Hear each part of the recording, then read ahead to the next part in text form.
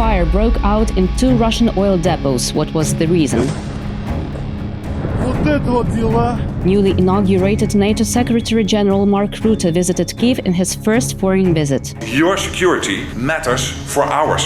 Ukrainian forces hit a strategic military airfield in Russia. Hi, I'm Iva Kucherenko. This is United 24 Media. Oil depots in 2 of Russia's regions caught fire in the early hours of October 4. In Perm's Asensy village, a private base used for storing petroleum products on a 10,000 square meter site was on fire.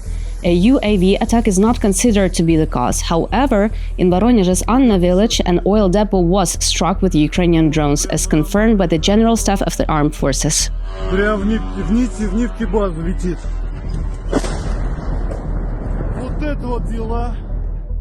Meanwhile, in Russia's city of Novosibirsk, the regional office of the Federal Security Service was burnt down.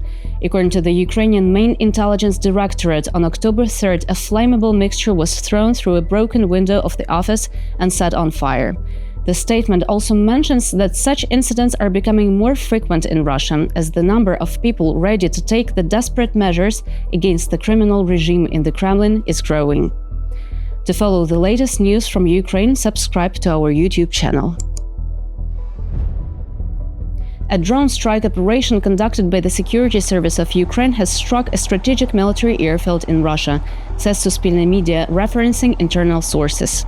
On October 3rd, the Russian Ministry of Defense stated that anti-air defense systems intercepted over 100 UAVs in air. However, footage confirms the airfield in Borysaglebsk, Voronezh region did catch fire. Satellite analysis revealed damage in 4 locations, including a fighter bomber jet parking space as well as to a storage unit of guided aerial bombs. Newly inaugurated NATO Secretary General Mark Rutte arrived in Kyiv. Notably, his first foreign visit, commented President Zelensky at a joint press conference. Rutte expressed the importance of this foremost visit to Ukraine at the start of the mandate to make it crystal clear to everyone watching: NATO stands with Ukraine.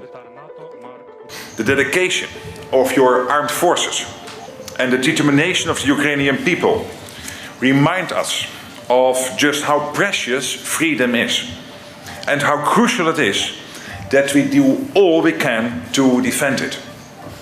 And this is why NATO was founded 75 years ago, to safeguard the freedom and security of all our members. And this is why we are so committed to supporting Ukraine, because your security matters for ours, and your fight for freedom reflects our core principles and values. President Zelensky stressed the importance of intercepting and downing Russo-Iranian missiles which threaten both Ukraine and the North Atlantic Alliance. These comments come ahead of the upcoming Ramstein leader-level meeting to be hosted by US President Biden on October 12th. The best way to not forget about Ukraine is to provide weaponry, to provide respective permissions, it seems to me, and to help down, by the way, the very same Iranian missiles and drones, to shoot them down just as they are being shot down in the skies of Israel, to shoot them down above Ukraine. It seems to me that this is the best way to support Ukraine. A Patriot anti-missile defense system provided by NATO member Romania has arrived in Ukraine. This was confirmed by President Zelensky, who thanked Bucharest and underlined that together, countries can achieve even greater efficiency. Romania approved the transfer of the Patriot air defense battery to Ukraine in the beginning of September. In June, however, Zelensky stated that at least 7 additional Patriot systems are needed to cover the major Ukrainian cities.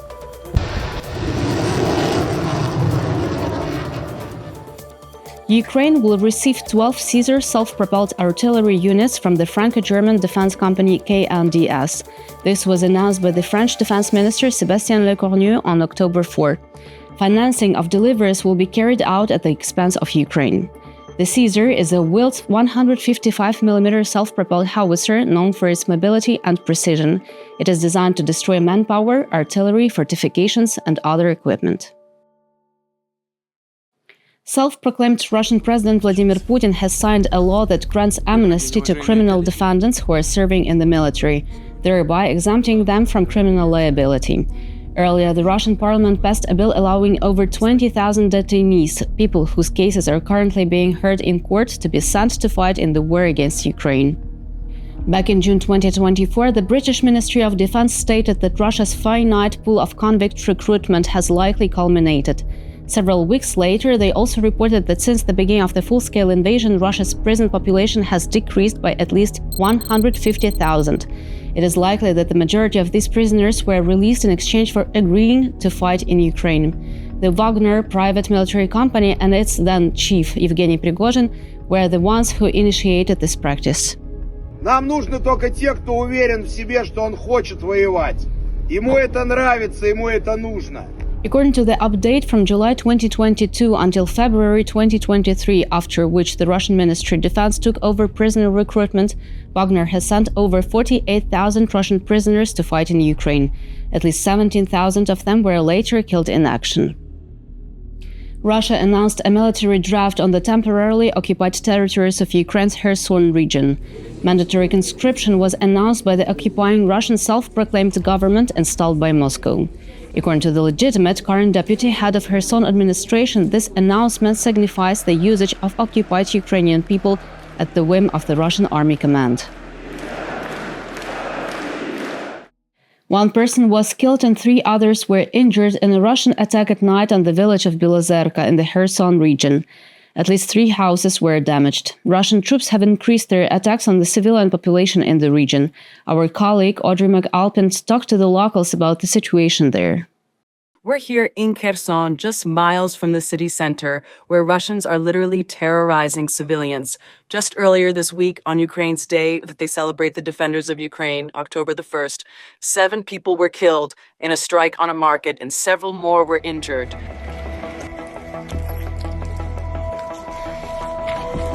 We talked to residents of Kherson, some of which were there and witnessed the attack.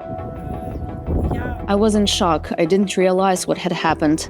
I immediately got very scared. Over these 2.5 years, I never came so close to death. I instantly said, God, thank you so much for saving my life. We're also seeing open source intelligence reports about increased drone activity in Kherson, where Russians are actually focusing in on civilians.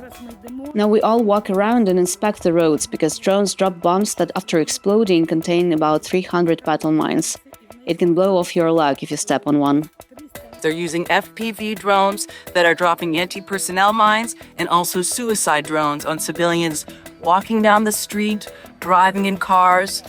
We've seen from June 21st to September 22nd, nearly 266 reports of civilian casualties from these drones.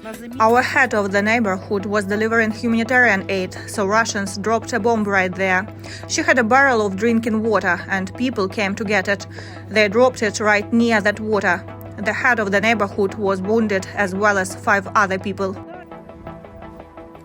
We live like mice, you know, we scurry like mice. When people are dying, you realize that you need to hide somewhere. We've just heard from these amazingly brave women who have painted a picture of what life is like in Kherson, the horror that is every single day as a result of Russian terrorism. Ukrainian defenders destroyed a Russian long-range radar system codenamed Nebo-M using US-supplied ATACMS ballistic missiles. The General Armed Forces of Ukraine published a debrief on October 3rd, stating that the Russian multifunctional radar complex is not an easy target to hit because it works on stealth mode, constantly scanning the horizon in search of aerial targets. The debrief also mentioned that Russia only has 10 such operational radar systems remaining. The destruction of one system alone incurs a reported loss of more than $100 million for Moscow. With the radar gone, Ukrainian troops can utilize Storm Shadow and Scalp EG cruise missiles more effectively, stated the General Staff. The Ukrainian High Command ordered the defenders of Vuhledar city to pull back and regroup to deter personnel losses and consolidate the reserves, reported the Hortice Operational Strategic Group. After sustaining many losses in long-lasting battles, the enemy did not give up the attempts to capture Vuhledar. Trying to take control over the town at any cost, it managed to direct reserve forces to perform flank strikes that tired out Ukraine's armed forces units. As a result of the enemy's actions, a threat of besiegement arose. Senior command granted permission to carry out a maneuver to withdraw units from Vuhledar in order to preserve personnel and military equipment and take positions for further actions. Meanwhile, 107 civilians still remain in Vuhledar, informed the head of the military administration Vadim Filashkin on October 1st. Although a mandatory evacuation was in progress in the surrounding 10 kilometers area, intense fighting prevented any humanitarian effort to or from the city. However, the State Emergency Service and the National Police managed to evacuate all the children. A Russian Shahed drone is likely to have exploded in the Belarusian Homel region on October 4. According to Belsat media, footage of the incident was released on Telegram channels from the city of Kalinovice. Firstly, local residents heard a loud sound, after which an explosion followed, along with a power outage. Officials in Belarus have not commented on the incident. Lithuania and Sweden have committed 22 million euros towards Ukrainian demining efforts, stated the Ukrainian Ministry of Defense. The announcement comes after a meeting of the Demining Capability Coalition held in Reykjavik. Lithuania will be allocating 15 million euros and Sweden 7. The coalition was created in July 2023 under the chairmanship of both Lithuania and Iceland to help clear Ukrainian territory of mines planted by Russian troops. However, bombs left lying scattered and undetonated after numerous air raids also pose a risk to the civilian population. Just recently, on October 2nd, a local farmer found a glide bomb that had not gone off, lying in the field. Sappers from the State Emergency Service quickly retrieved the ordnance and disposed of it securely. According to the UN, Ukraine is the most heavily mined country in the world. There are still 142,000 square kilometers of potentially mined land in Ukraine. It is comparable to the territories of Denmark, Switzerland, and the Netherlands combined. Among the most mined regions are Kharkiv, Kherson, and Donetsk. The World Bank estimates that it will cost nearly $35 billion to demine the entire territory of Ukraine. Despite the ongoing Russian attacks on Ukraine, thousands of Hasidim from around the world arrived in Uman for the Rosh Hashanah Jewish New Year celebration.